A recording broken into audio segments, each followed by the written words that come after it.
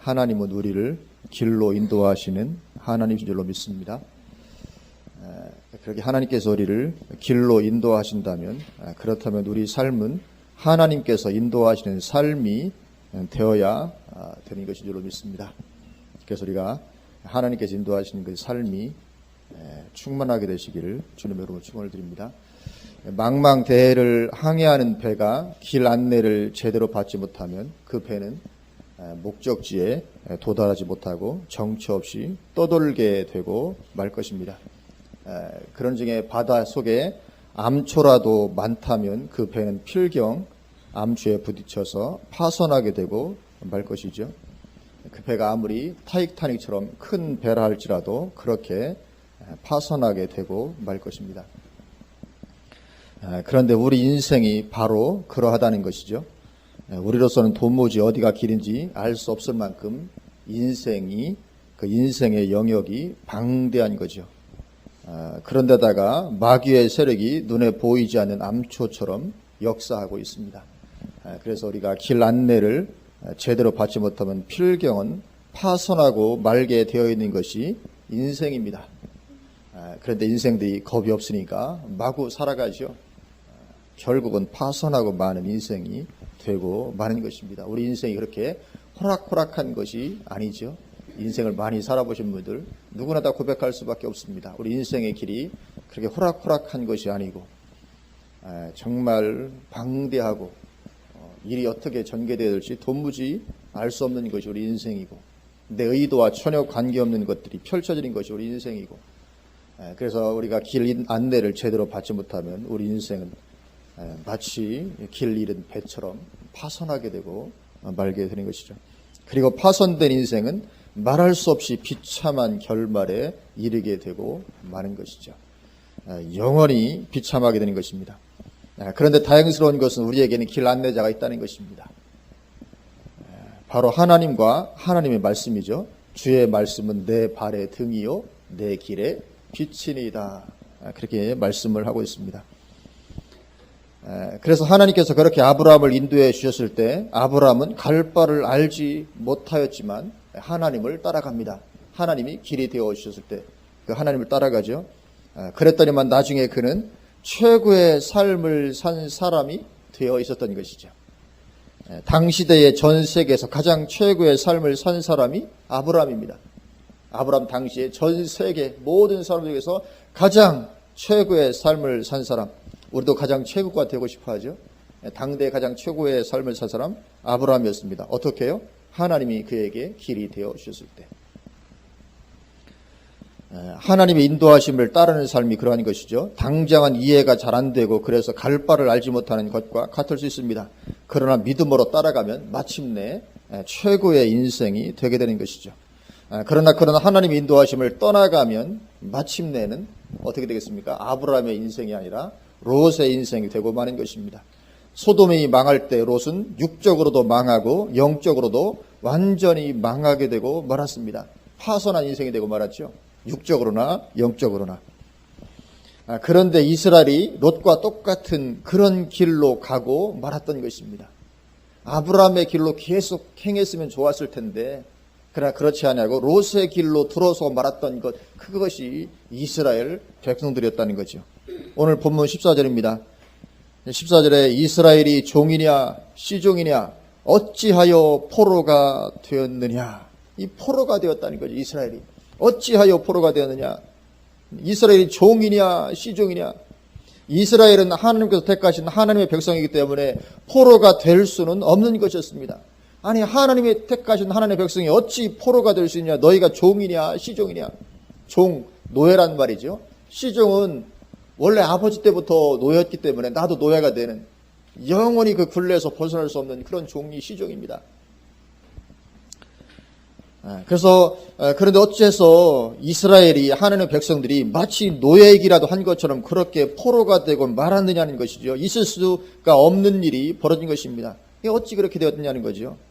15절입니다. 15절 어린 사자들이 그를 향하여 부르짖으며 소리를 질러 그의 땅을 황폐하게 하였으며 그의 성읍들은 불타서 주민이 없게 되었으며 이 대적하는 세력들이 이 어린 사자들, 여기 어린은 젊은 사자를 가리키는 것인데 이 대적하는 세력들이 젊은 사자들처럼 일어나는 것이죠.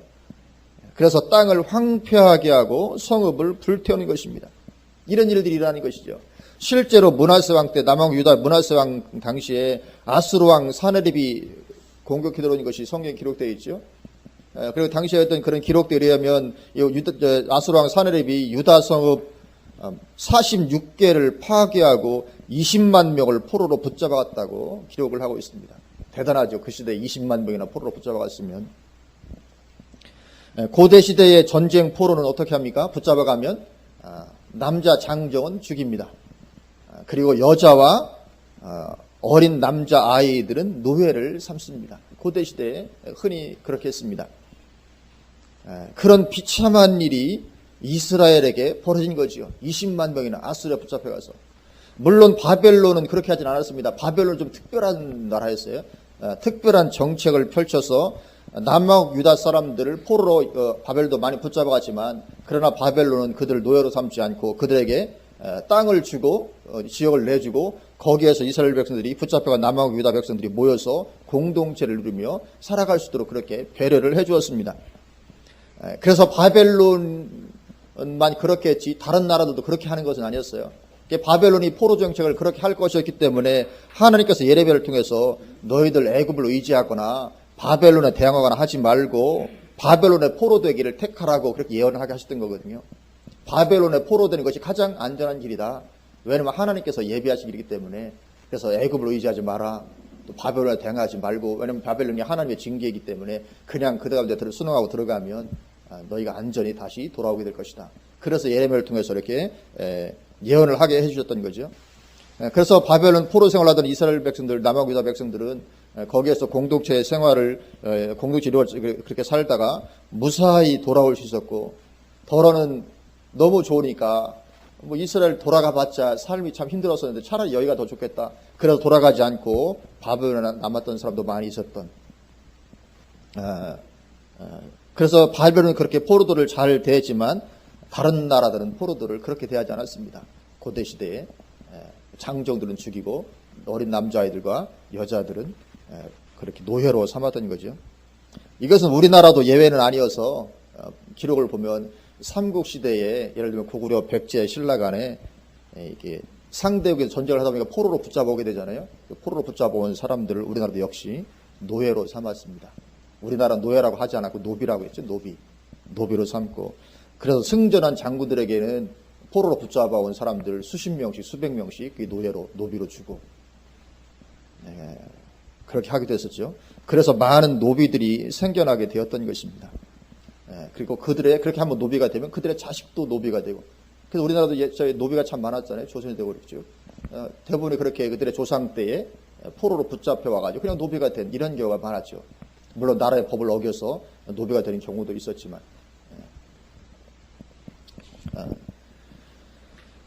그런데 이스라엘이 그런 어려움을 당하게 되었다는 거죠. 15절에 이 어린 사자는 아수르를 가리키는 것입니다. 남왕국 유다가 아수르의 사내립에 의해서 그렇게 성읍들이 파괴되고 20만 명이나 포로로 붙잡혀가고 했던 것입니다. 어찌하여 그런 일이 일어났느냐는 거죠. 하나님의 백성들인데.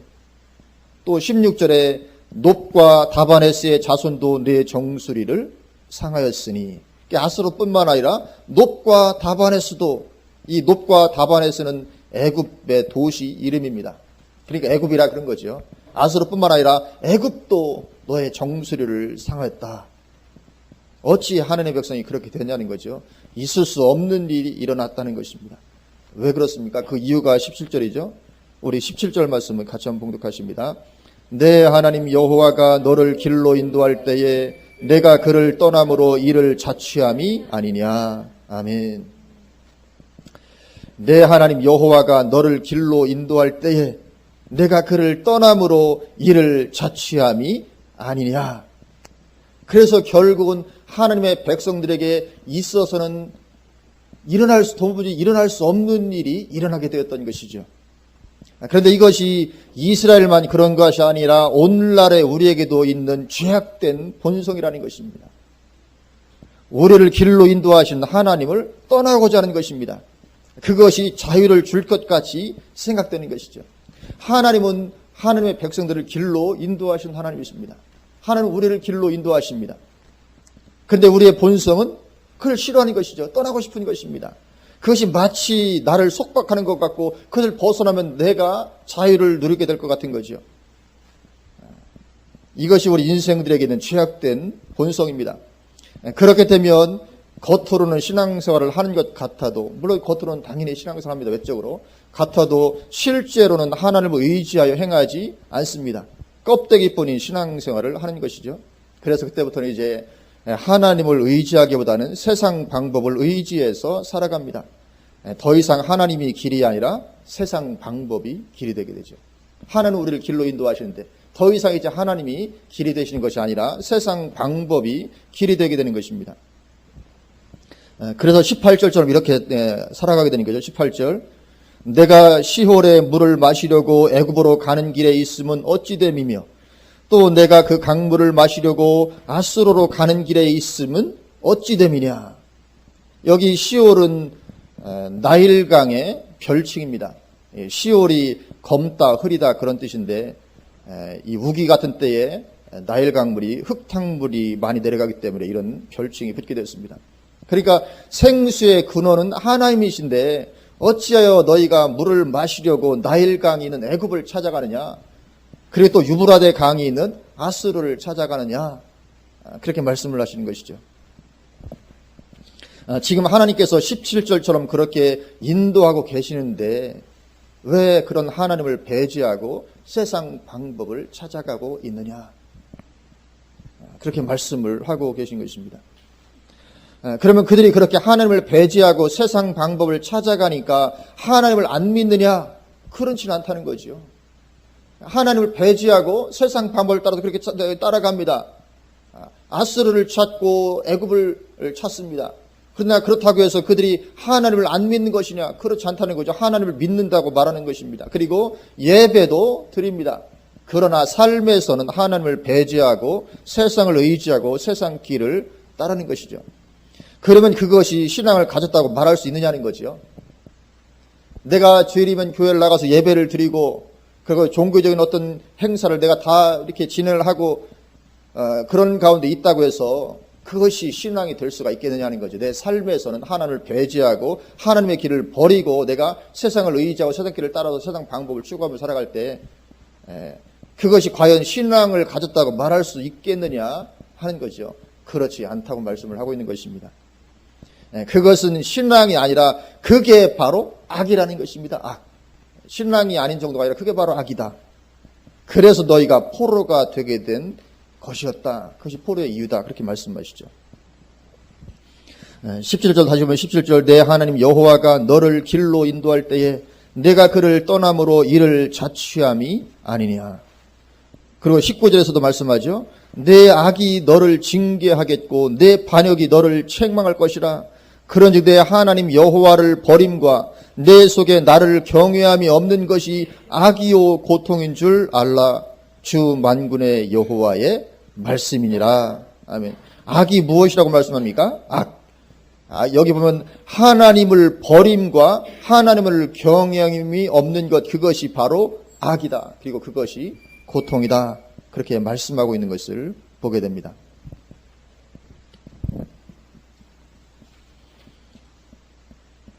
그런데 오늘날 우리가 똑같이 그런 가운데 있다는 것이죠. 삶에서 더 이상 하나님을 길로 삼지 않는다는 것입니다.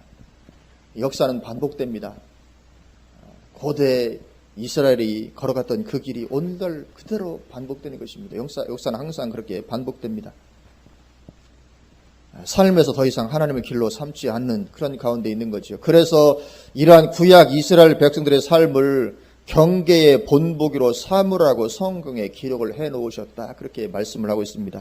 고린도전서 10장 11절에 그들에게 일어난 이런 일은 본보기가 되고 또한 말세를 만난 우리를 깨우치기 위하여 기록되었느니라.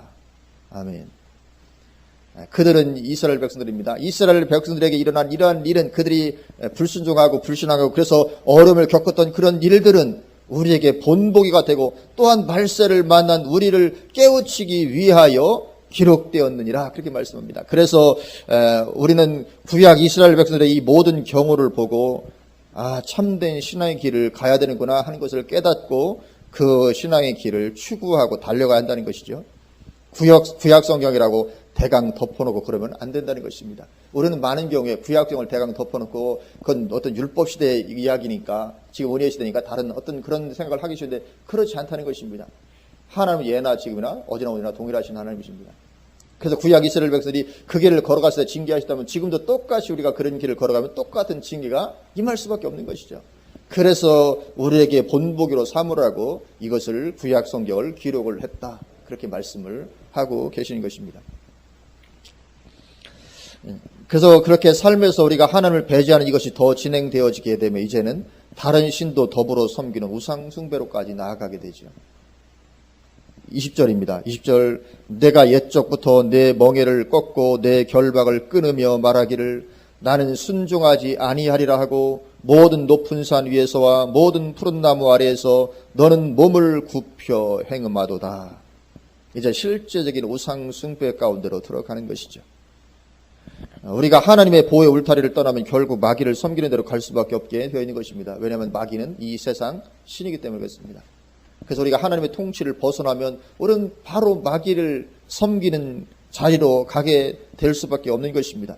그래서 형태와 모습은 다르지 몰라도 결국은 마귀를 섬기게 되어 있습니다. 하나님의 통치를 벗어나면 물론 모양은 다르겠죠. 이스라엘 백성들이 했던 모양과 우상숭배 모양은. 그러나 결국은 어쨌든지 마귀를 섬기는 자리로 갈 수밖에 없게 되어 있습니다. 마귀가 이 세상 신이기 때문에 그런 것입니다. 물론 그렇게 되었던데 가장 큰 책임은 지도자들에게 있죠. 26절, 우리 26절은 같이 한번 봉독하십니다.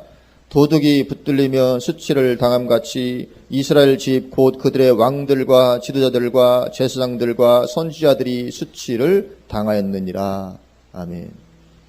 여기 보면 왕들과 지도자들과 제사장들과 선지자들, 당시의 나라의 지도자들이죠.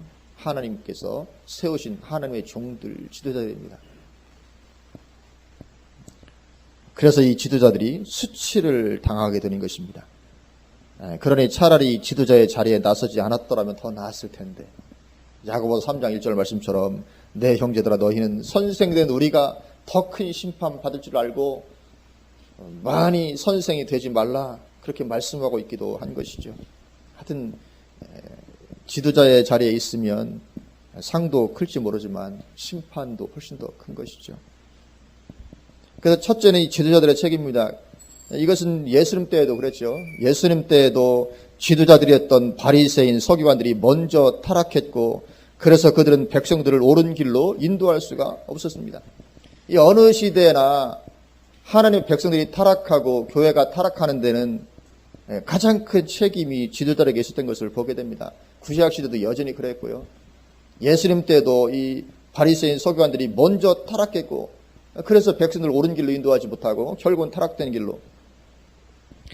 그래서 마태복음 23장 13절 15절에 보면 화 있을진저 외식하는 서기관들과 바리새인들이여 너희는 천국 문을 사람들 앞에서 닫고 너희도 들어가지 않고 들어가려 하는 자도 들어가지 못하게 하는도다. 화 있을진저 외식하는 서기관들과 바리새인들이여 너희는 교인 한 사람을 얻기 위하여 바다와 육지를 두루 다니다가 생기면 너희보다 배나 더 지옥 자식이 되게 하는도다. 그러니까 당시의 종교 지도자들이 백성들을 옳은 길로 인도하는 것이 아니라 도리어 배나 더 지옥 백성이 되도록 인도하는 자들이 되고 말았던 것이죠. 안타깝지만 그렇습니다. 그래서 이것은 지금이라고 크게 다르지는 않은 그런 상황인 것이죠. 지금이라도 크게 다르지 않습니다. 구약 시대에 이 백성들이 그렇게 타락하는데 정말 1차적인 원인 제공자가 지도자였던 것처럼 또 예수님 당시에도 바리새인과 서기관들이 1차적인 책임이 있는 그런 사람들인 것처럼 오늘날도 마찬가지 상황일 것이라고 생각이 됩니다. 그래서 우리는 어떤 유명한 목회자의 말이라고 따라가지 말고 오직 성경을 따라가고자 했어야 됩니다. 아무리 유명한 목사님이라고 해도 오류 정도가 아니죠. 어쨌든 우리는 유명한 목회자의 말이라고 따라가면 안 되고 오직 성경을 가지고 분별하며 따라가야 됩니다. 반드시 그래야 됩니다. 성경말이 우리의 길이지 누구의 말이 우리의 길이 될 수가 없는 것입니다. 그래서 바리새인들의 시대와 마찬가지로 이미 잘못된 신앙관이 넘쳐나는 시대가 오늘날도 된 것입니다. 그래서 이 세상에서 잘된 것에 마음을 두도록 하는 이 거짓된 신앙관을 비롯해서 잘못된 신앙관들이 넘쳐나는 그런 시대가 되었습니다. 지금 잘못된 신앙관이 얼마나 팽배한지 모릅니다. 우리가 느끼지 못하고 분별하지 못해서 그럴지 모르지만 얼마나 지금 잘못된 신앙관으로 가득 차고 팽배한지 모릅니다. 그것이 사실 우리를 타락의 길로 인도하는 것입니다. 그래서 이런 어떤 이 세상에서 잘 되도록 하는 것에 마음을 두도록 하는 것이 심각하게 팽배한데 노리는 것을 인식하지 못합니다. 안타까워서 그렇습니다. 그래서 우리가 인식하지 못한 그런 부분도 굉장히 많이 지금 이미 거짓된 신앙관으로 그렇게 많이 팽배하게 되어 있는데 그런 것뿐만 눈에 보이는 예를 들면 제가 지난주에도 보니까 뭐 찬양으로 유명했던 지금도 유명하죠. 호주의 힐송 처치 그 교회 담임 목사님도 설교하면서 뭐라고 하냐면 이슬람의 알라가 우리가 믿는 하나님하고 똑같다. 그러니까 이게 굉장히 유명한, 호주의 힐송 처치라면 보통 유명한 교회가 아니잖아요. 그 교회 예배 경로 보여준데, 예배당이 얼마나 어마어마하게 큰지 대단하게 크더라고요. 아마 연세중앙교회 크기는 비슷한가, 그런 거 되는가 봐요. 얼마나 큰지. 근데 그분이 나와서 이슬람의 알라가 우리가 믿는 하나님과 똑같은 하나님이다. 그렇게 설교를 하고, 결국은 미국의 그 리고렌 목사님, 크리슬람 운동을 펼치고 똑같은 그런 선상에서 얘기를 하더라고요. 그렇게 되면 결국 우리는 이슬람 모슬렘들을 전도할 이유가 전혀 없어집니다. 우리가 섬기는 하나님과 그들이 섬기는 하나님이 같은데 이슬람을 선교한다? 그건 굉장히 이상한 일이 되는 거거든요. 그래서 이슬람 선교하지 말자고 똑같은 것이 되는 것이 굉장히 이상한. 근데 그걸 누가 그런 얘기를 하면 작은 교회 목사가 아니고 소위 말하는 아주 유명한 대형교회 큰 이런 분들이 그런 얘기를 하고 있다는 거죠. 이 어느 시대나 교회가 아주 침체되고 타락한 시기에는 그 시대의 어떤 종교 지도들의 그룹이 그런 타락의 결정적인 역할을 할 수밖에 없는 것입니다. 이스라엘 백성들 그래서 지도자 책임이 있는 것이고 예수님 당시에 바리새인들 서기관도 똑같은 것이고 오늘날도 예외는 아닌 그런 시대를 우리가 살아가고 있는 것이죠. 그래서 이스라엘 백성들이 그렇게 하나님의 길을 따르지 않습니다. 그런데 그렇게 하나님의 길을 따르지 않고 또 우상 숭배를 겸해서 한다고 해서 하나님을 완전히 부인하는 것은 아니죠. 그래서 실제적으로 삶에서 실제적으로는 하나님을 배제하면서도 말하기는 나는 하나님을 믿는다고 말하는 것이죠. 그리고 본인도 하나님의 백성이라고 생각하는 것입니다.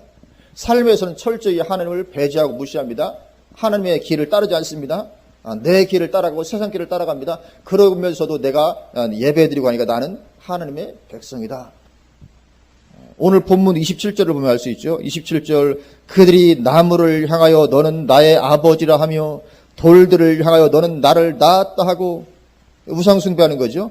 그들의 등을 내게로 돌리고 하나님께는 등을 돌려버립니다.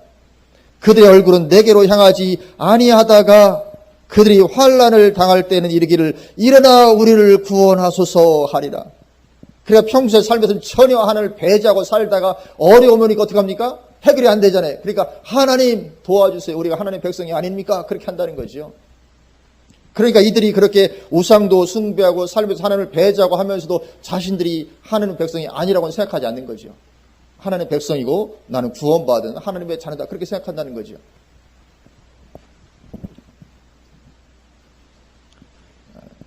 그러면 그게 과연 신앙이겠느냐 하는 거죠. 교회 나오고 예배 드린다고 하니까 그게 다 신앙이 되겠냐 하는 거죠. 하나님 뭐라고 말씀하십니까? 28절입니다. 너를 위하여 내가 만든 내 신들이 어디 있느냐? 그들이 내가 환난을 당할 때에 구원할 수 있으면 일어날 것이니라. 유다여 너의 신들이 너의 성읍수와 같도다. 그러니까 하나님께서 대답하신 뭐냐면 나 말고 다른 신들에게 한번 구해봐라.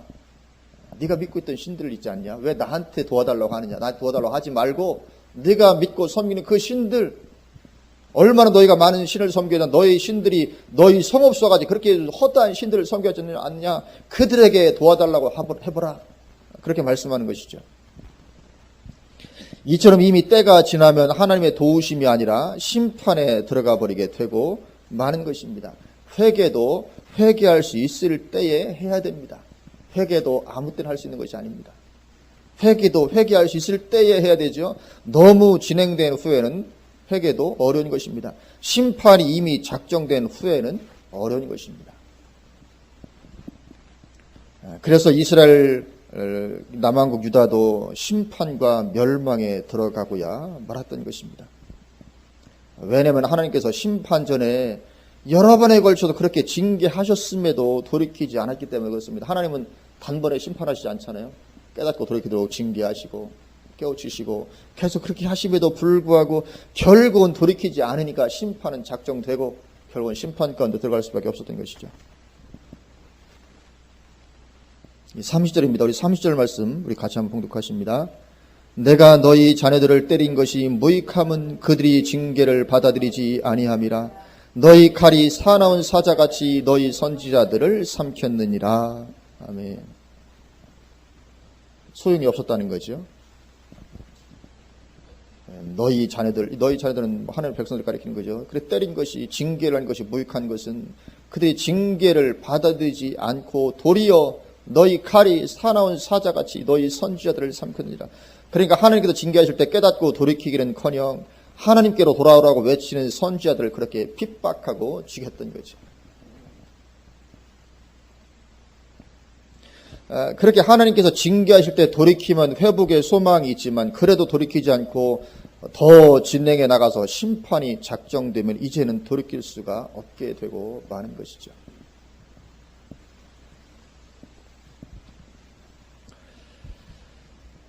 그렇게 하나님의 징계가 임했을 때 하나님의 백성들인 남왕국 유다는 하나님의 길을 구하지 않고 세상 방법을 의지했습니다.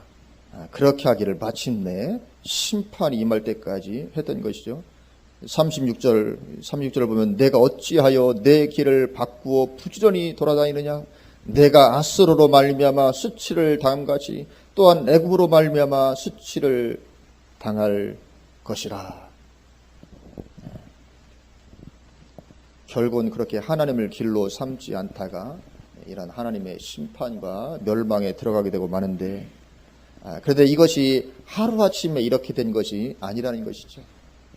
이스라엘 백성들이 이렇게 된 것이 하루아침에 이렇게 된 것이 아니고 17절 말씀처럼 하나님께서 길로 인도하실 때 그 길을 따르지 않고 하나님을 버리는 삶의 태도가 조금씩 진행되어서 마침내는 이렇게 되어버리고 만 것이죠. 그래서 우리도 많은 경우에 우리 신앙을 우리는 자신합니다. 나는 정말 신앙이 변질되지 않을 것이다. 많은 경우 자신을 하죠. 그러나 우리도 동일하게 하나님을 나의 길로 삼고 나아가는 것에서 벗어나기 시작하면 내가 전혀 의도하지 않았을지 모르지만 결국은 나의 신앙도 빗나가게 되어버리고 결국은 이스라엘이 갔던 그 길로 따라가게 되고 마는 것입니다. 이것이 순식간에 이루어지지 않고 조금씩 서서히 그렇게 이루어지게 되고 마는 것입니다. 그래서 지금도 여전히 많은 인생들이 이렇게 진행되어 나아가는 그런 가운데 있습니다. 길로 인도하신 하나님을 배제하며 살아가고자 합니다.